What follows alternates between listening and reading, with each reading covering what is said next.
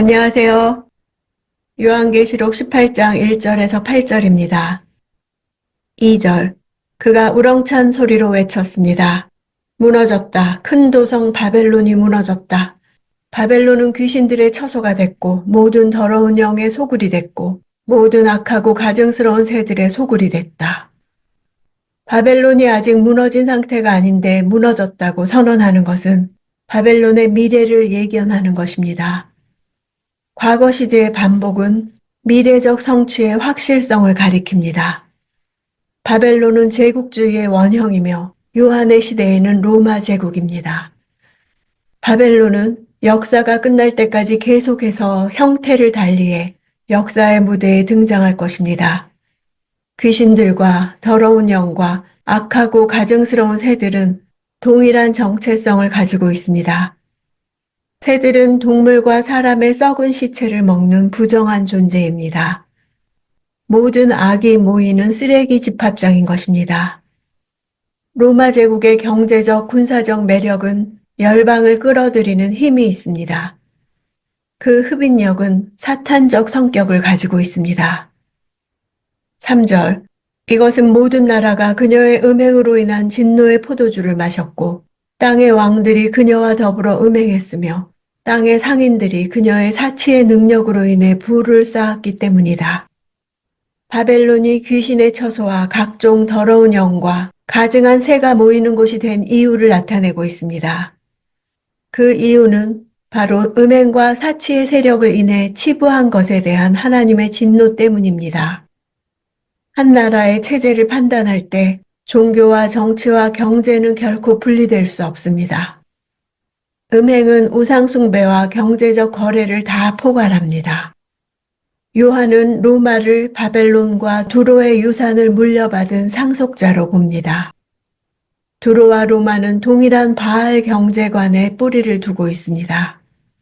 로마는 약자를 착취하고 이익을 창출하는 제국적인 경제적 권세입니다. 바벨론은 땅의 왕들에게 죄악을 전염시켰습니다.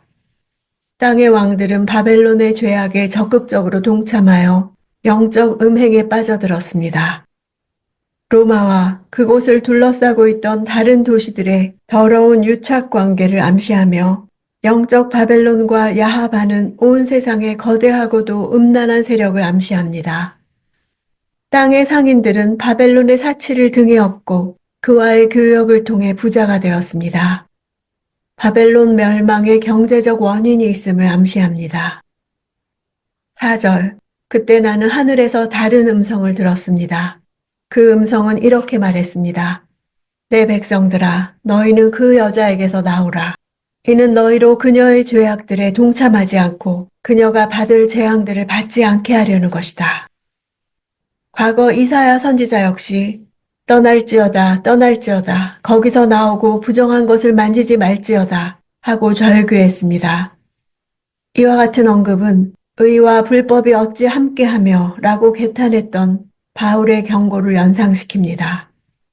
하나님께 속한 백성은 하나님께 성별된 존재로서 재앙의 대상이 될 수 없습니다. 그러므로 그들이 창녀 바벨론으로부터 탈출해야 하는 것은 필연적입니다. 롯이 소돔을 떠났던 것처럼 하나님의 백성은 바벨론을 떠나야만 합니다. 5절. 이것은 그녀의 죄악들이 하늘에까지 쌓였고 하나님께서 그녀의 불의한 행위들을 기억하셨기 때문이다. 쌓였다는 단어는 아교라는 뜻에서 파생되었습니다.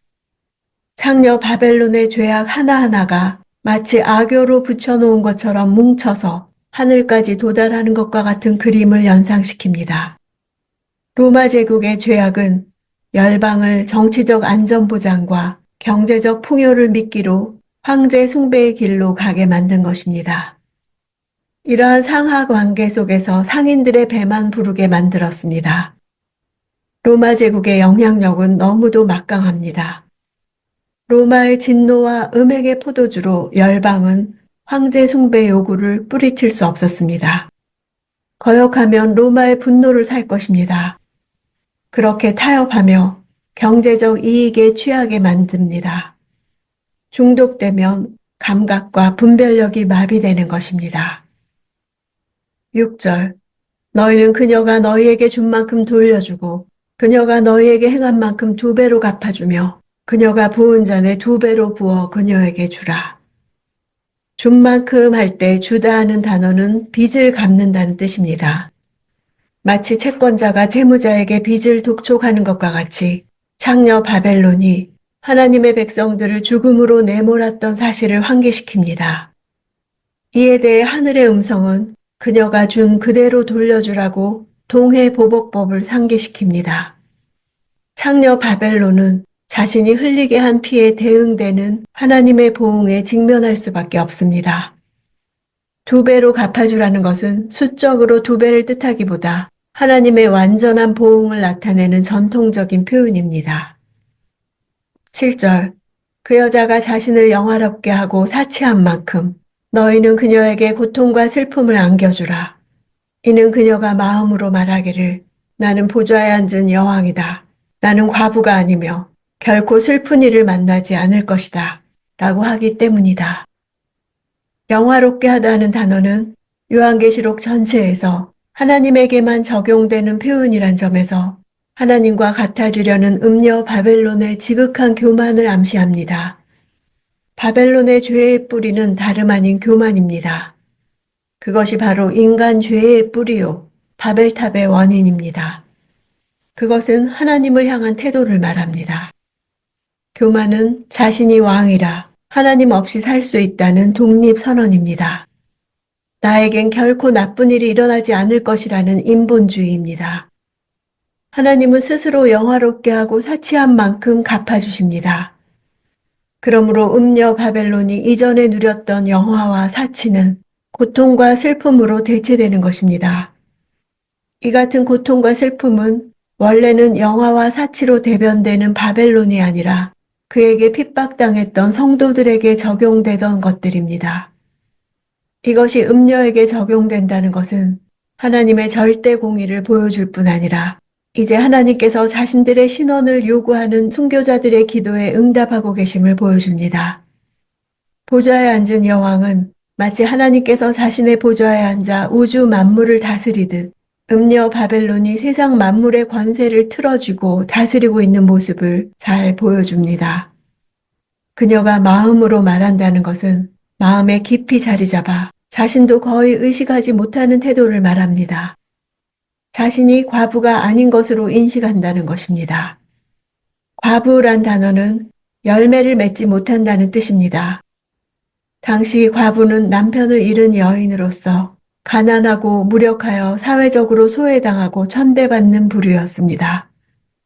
그러니 여왕과 어울리지 않습니다. 그러나 하나님의 심판은 여왕을 과부로 전락시킵니다.